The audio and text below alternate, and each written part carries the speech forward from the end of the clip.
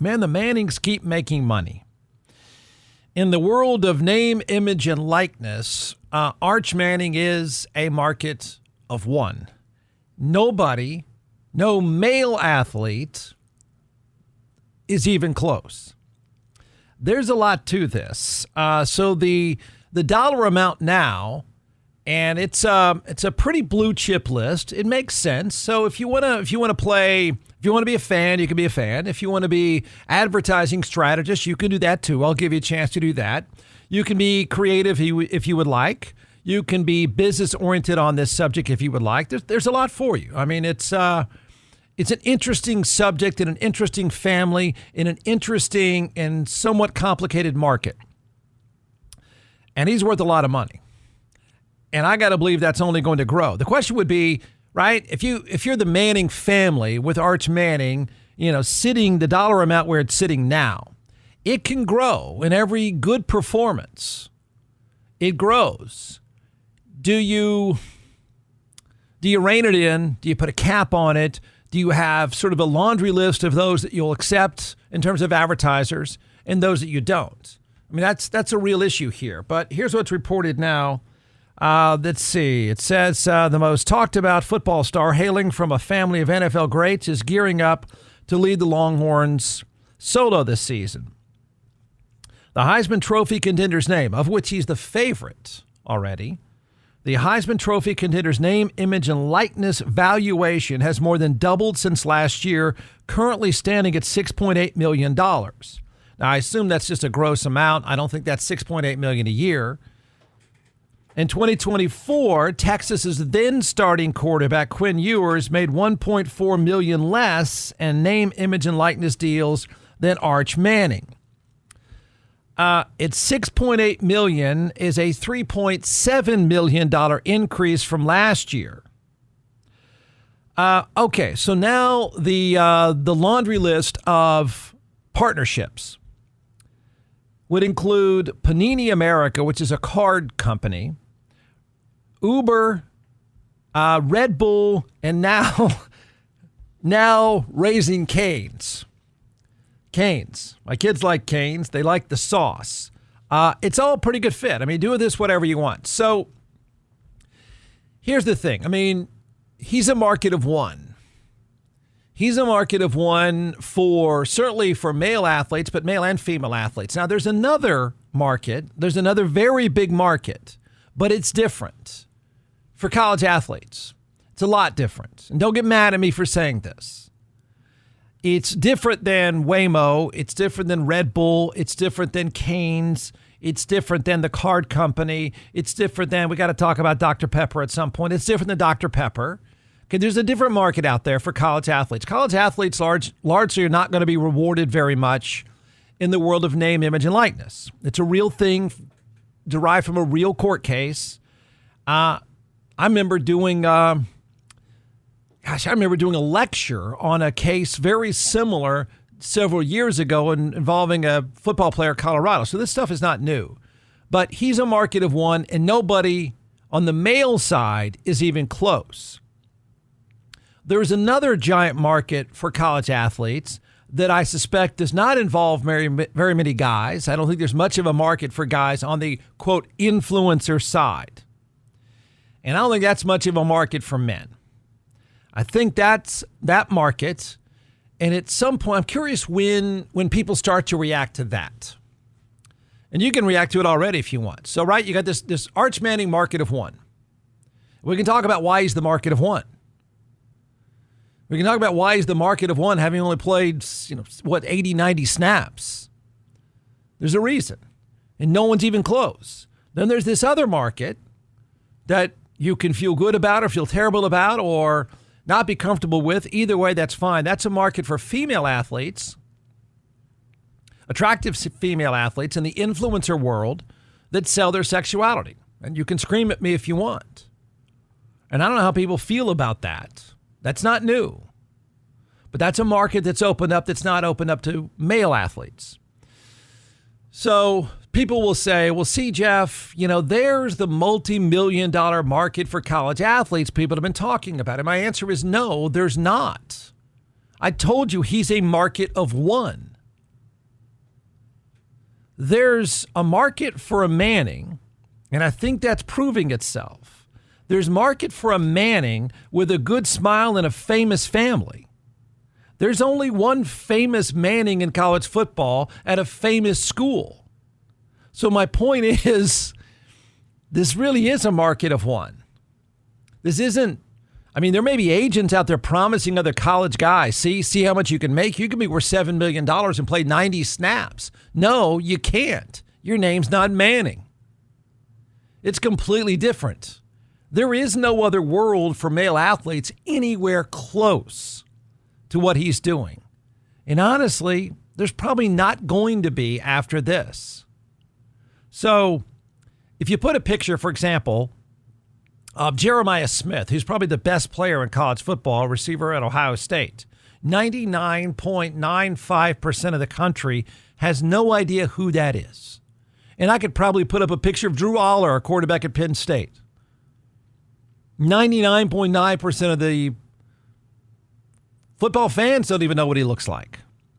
Maybe even Cade Klubnik at Clemson, same kind of thing, right? But that's not true with the Mannings. It's not true at all. So it's now at $7 million. It's now at $7 million with a blue chip list that's Waymo, Red Bull, Canes, probably something at the card company. And then there's a strategic question, because there's a new ad campaign out for Canes involving the Mannings. And I wonder if you have the same reaction I do. And I don't know if it's bad strategy. I don't know that it is. But if you notice that he's not in the commercials by himself. Now, I haven't seen the Red Bull thing yet. I don't know exactly what he does with Red Bull. But in terms of Waymo and Canes, his dad and his granddad are in the commercials. Now, if you want to be strategic here, what's the thinking there? It's interesting. I'm not saying it doesn't play well. It seems to work pretty well. I guess they're all getting paid. I don't know. So I don't know of another Canes commercial, but here we go. It's the Mannings going through the drive-through at Canes. Oh, yes. Sirree. Excited to get a break for lunch with you. That's a lot of family time at the Manning Passing Academy. Were Peyton and Eli giving you too much advice? I wish. Dad is killing me. He will not leave me alone. Tell me about it. At least your dad didn't move to Louisiana and start calling plays. At least your dad knows what he's talking about. Does he, though? Jeez, I don't know who's more high maintenance, quarterbacks or their dads. Hey, Todd, I'm just a grandfather. Hey, guys. Funny seeing you here. Welcome to Canes. What can I get you? I'll have my usual, the caniac. Ooh, delightful, Dad. I'll throw in an extra cane sauce for you. I'll have a box combo with a sweet tea. Aren't you forgetting something? Please, may I have a box combo with a sweet tea? Better. Can I please order? No shot. Your dad already called in your order. He doesn't trust your decision making. I gotta start hanging out with Lyman. Oof. All right. I'm going to roll with it a little bit here. That's everybody. So his dad, Cooper Manning, is at the drive-thru. He's kind of funny, though. I got to say, his dad kind of has some Peyton Manning in him. They're very self-deprecating, can play the goofy guy pretty well. He might be the best actor of the group. Then there's Arch Manning, blah, blah, blah, blah. You get the idea. So I think I don't know how much more of it you get, right? I mean, big money's being made. Would you do more? Would you do less? I don't know how this plays out. And why the family in the ads? Strategically, you have to answer that. You're the consumer. Heck, you get the cane sauce, right? Why the family? Why not him by himself? Strategically, what's up with that? And then the other guy in there, oddly enough, is Garrett Nussmeier, who might be the best quarterback in the game. And his dad is in there, too, because he's a coach. So, I guess they got all the areas covered. I assume it makes sense geographically for Canes. But then here's a business question, right? I mean, this is a guy with 90 snaps is making $7 million, and he could probably double or triple that after week one of the season if he plays well.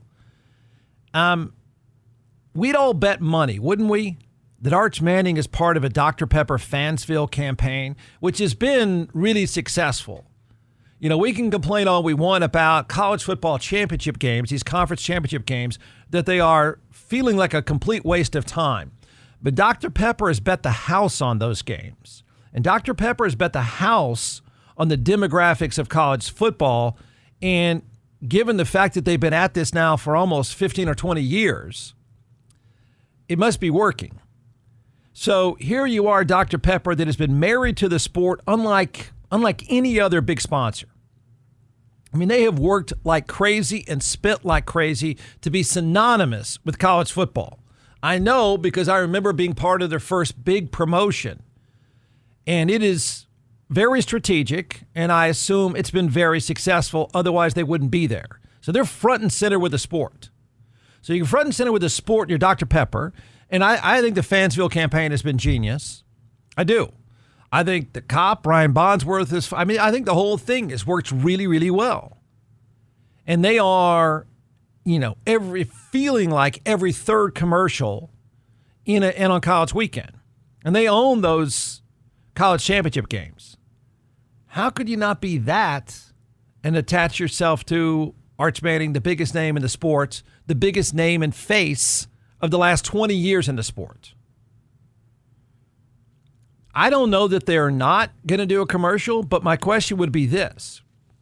First of all, the Texas-Ohio State game will be one of the 3 highest rated regular season games next year. The other one will be Michigan-Ohio State, and maybe somewhere in there's another game, but maybe Texas-Georgia.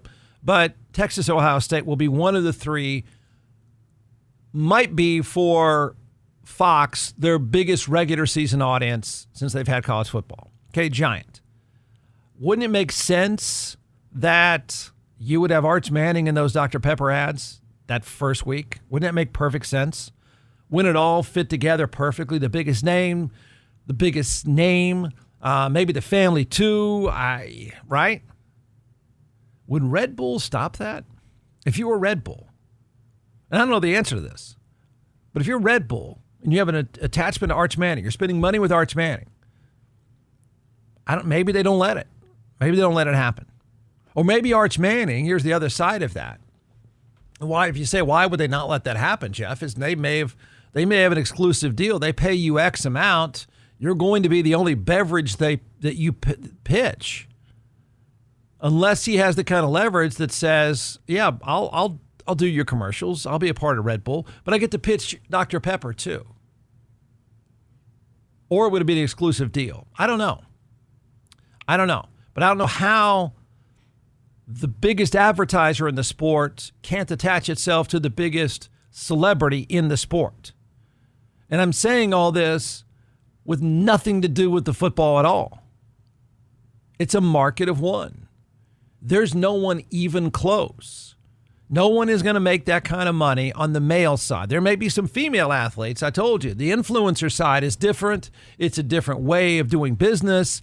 Do that whatever you want. But on the male side of it, football or basketball, there's no one in the same hemisphere at all. So why the family in the commercials? Although they're pretty good. Why not Dr. Pepper? Or why not, if you're a Red Bull, would you stop him from doing Dr. Pepper? And or if you're the Mannings, would you say, we don't do exclusive deals, we do what we want, and we have that kind of leverage? Yeah, it's all marketing questions. It's relevant. And it is exactly what the name, image, and likeness court case was spelling out. We haven't had anybody with the famous name and the famous look and the famous family members like a Manning.